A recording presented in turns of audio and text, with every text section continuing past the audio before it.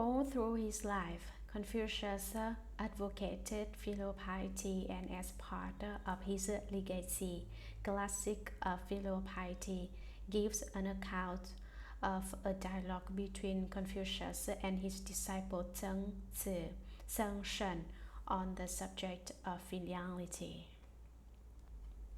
When Confucius was at his abode, and his disciple Zheng was in attendance on him, the master said, "Shen, the ancient kings had an ultimate virtue and a crucial principle. By practice of it, the people were brought to live in peace and harmony, and there was no ill will between superiors and inferiors. Do you know what it was?" Zheng rose from his seat and said, "How would I, Shen, lacking intelligence, be able to know this?" The master said, "Our bodies and hair and skin we received from our parents and must not presume to injure or wound them. This is the beginning of filial piety." The Classics of Filial Piety, Chapter 1, The Scope and Meaning of the Treatise. Once, when Confucius was unoccupied and his disciple Zheng was sitting by in attendance on him, the master said, "Shen, the ancient kings had a perfect virtue and all-embracing rule of conduct through which they were in accord with all under heaven. By the practice of it, the people were brought to live in peace and harmony, and there was no ill will between superiors and inferiors. Do you know what it was?" Zheng rose from his mat and said, "How should I, Shen, who am so devoid of intelligence, be able to know this?" The master said, "It was filial piety. Now, filial piety is the root of all virtue, and the stem out of which grows all moral teaching. Sit down again, and I will explain the subject to you. Our bodies, too, every hair and bit of skin are received by us from our parents, and we must not presume to injure or wound them. This is the beginning of filial piety. When we have established our character by the practice of filial course, so as to make our name famous in future ages, and thereby glorify our parents, this is the end of filial piety. It commences with the service of parents. It proceeds to the service of the ruler. It is completed by the establishment of character." When Confucius was at his abode in his dormitory at the school, his disciple Zheng was in attendance on him. As a student of Confucius, Zheng was obliged to serve his teacher. Confucius stressed filiality in that one should be filial to one's parents and likewise be respectful to one's teachers and elders. So, for instance, sometimes Confucius might like some tea, and Zheng would oblige with a cup of tea. He would take care of things that Confucius wanted done. Confucius said that the ancient kings, China's former sage, the emperors of Yuan, had an utmost virtue, the greatest and of the highest degree attainable, and a crucial principle which is most important, through which they were in accord with all under heaven. By the practice of it, the people were brought to live in peace and harmony. If the common people made use of this principle, they would strive for peace, and there was no ill will between superiors and inferiors. "Do you know what it was?" Confucius asked. Zheng vacated his seat. He got up and said, "How would I, Shen, being very dense and lacking intelligence, be able to know this?" "No, I do not know." The master said. Confucius went on to say that our bodies and hair and skin we received from our parents and must not presume to injure or wound them. Do not casually harm or damage them. This is the beginning of filial piety, the start of filiality. However, currently there is a group of individuals in the United States who misunderstand filiality. What is that about? Raving China's Confucius says, our bodies and hair and skin we received from our parents and must not presume to injure or wound them. This is the beginning of filial piety. A bunch of hippies crop up who do not cut their hair or wash their faces. That would amount to injure the hair and wounding the skin. You see, that thinking is wide of the mark. To not presume to injure or wound them does not equate to not cutting one's hair or washing one's face. It is telling you not to bring damage to them. Haircuts are part of the times. Since the going chants call for haircuts, then one should go with the chants. Today's hippies want to turn the times around. Brandishing Confucius says, yet at the same time, guess what? They smoke opium and marijuana and take LSD as if those do not injure or wound their bodies.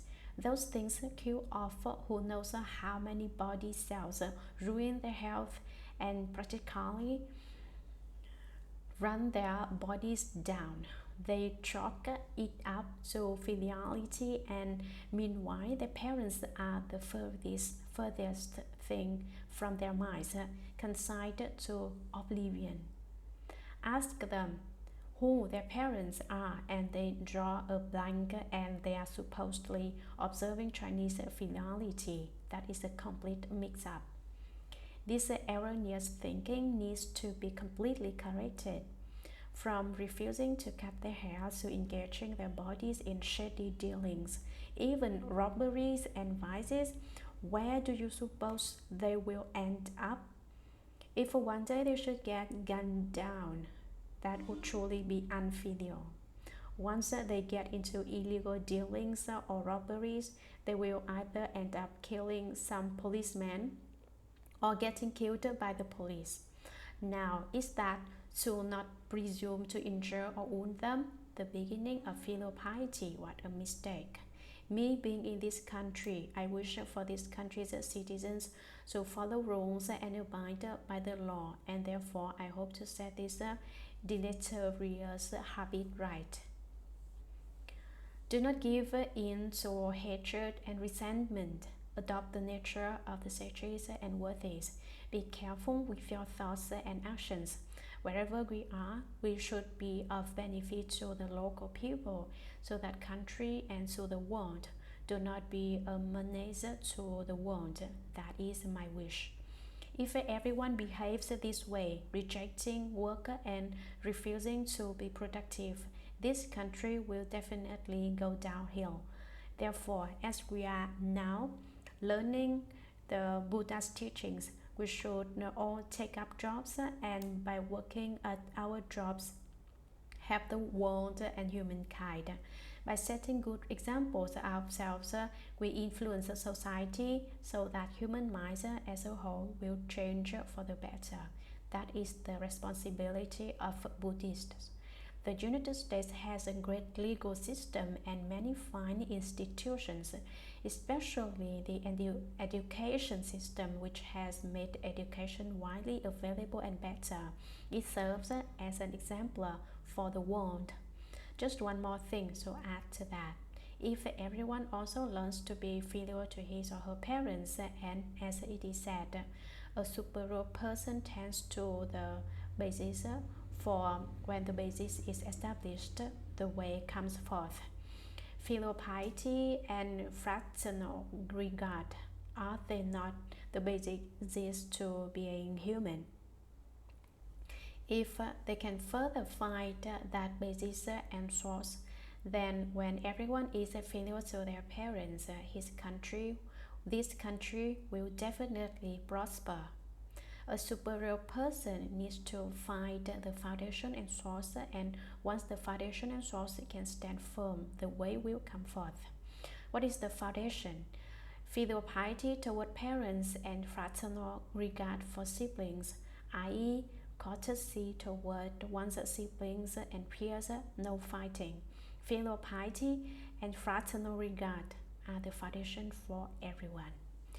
People who are filial to their parents steer clear of the various illegal dealings and abide by the law, making them good citizens of the country. When all the people of the country have become good citizens, they can serve as good citizens of the entire world. They will lead humanity as a whole well onto the right track. That is why the first order of business for everyone is to know to be filial to his or her parents. Otherwise, what is the point in parents having kids? After giving birth to them, the parents still have to raise them for the next 18 years, and then the kids fly away from the nest, leaving their aging parents behind. Sure, the parents can move into retirement homes and will have the government as their support system, but there is no kindred affection to speak of. They are left on their own, almost like they are all alone in the world and with no one to rely on. It would be best for children to show filial devotion and care for their own parents, allowing them peace of mind in the waning years of their lives.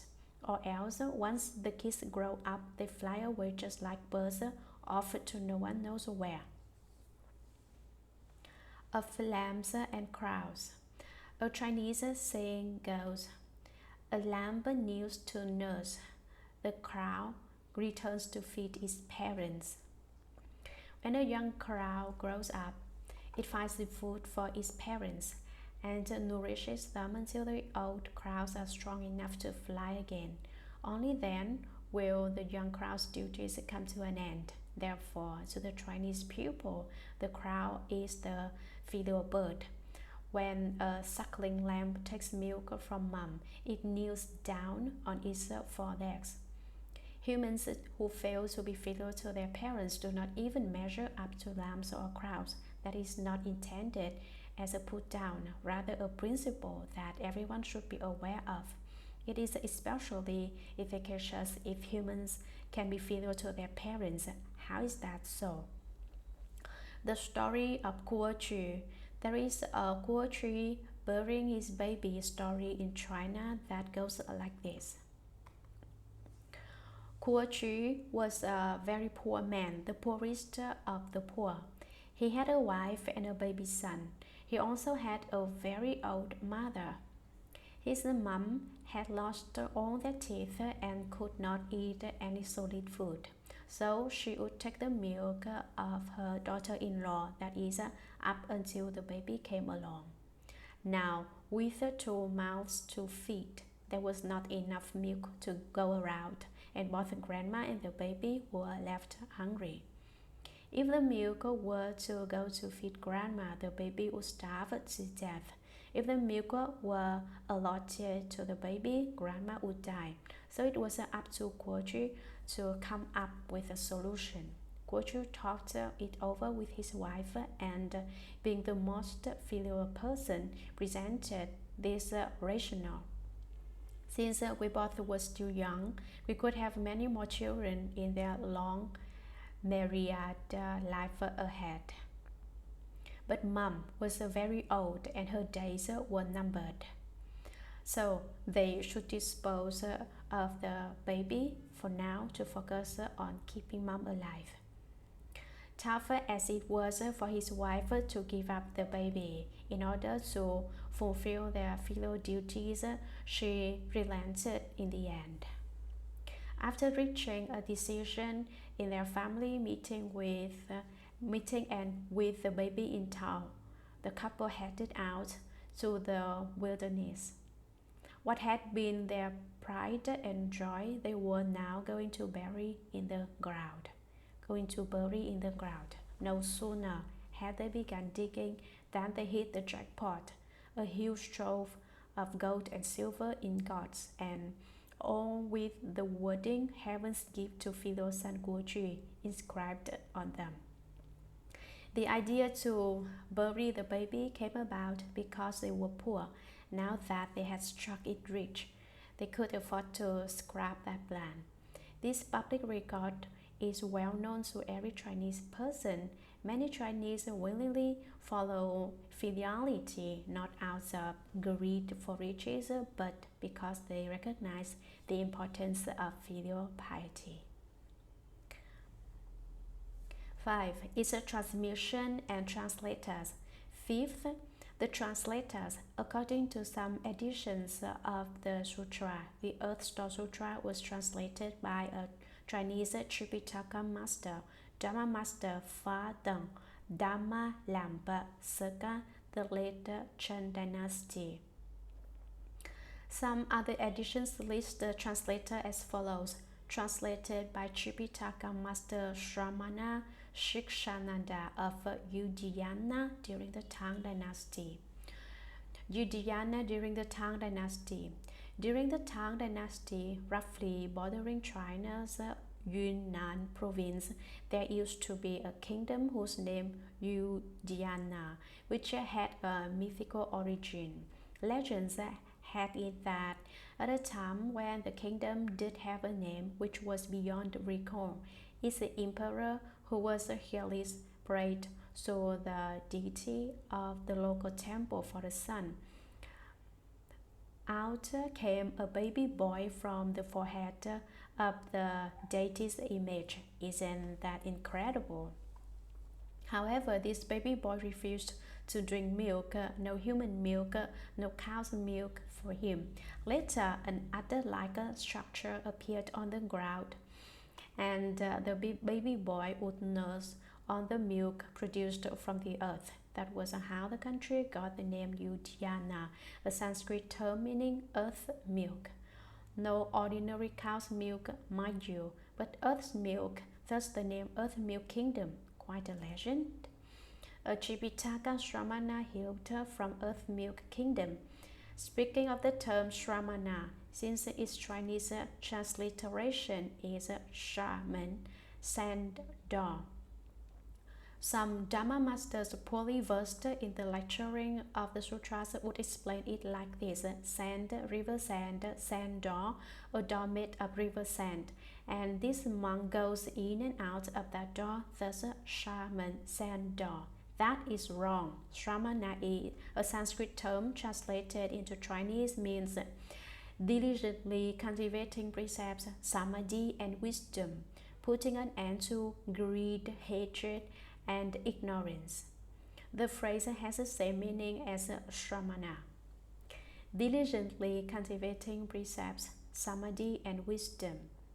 Do not be lazy. Do not think getting more sleep does you good. It might feel natural for your physical bodies to sleep more, but it is unnatural for your Dharma body. So diligently cultivate precepts, samadhi, and wisdom, and put an end to greed, hatred, and ignorance. Shikshananda, also Sanskrit, translated into Chinese, means study with delight.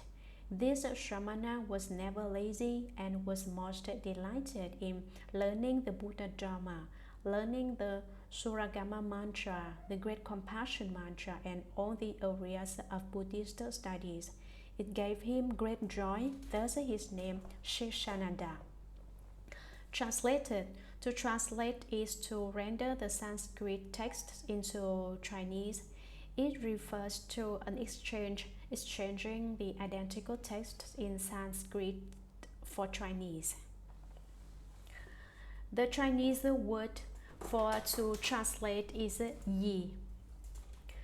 During the Zhou dynasty in China, an office was created to oversee languages used in the 4 directions of the land. The official installed in the north was called yi, and this word has since come to mean to translate. That was the 5th, is a transmission and translators.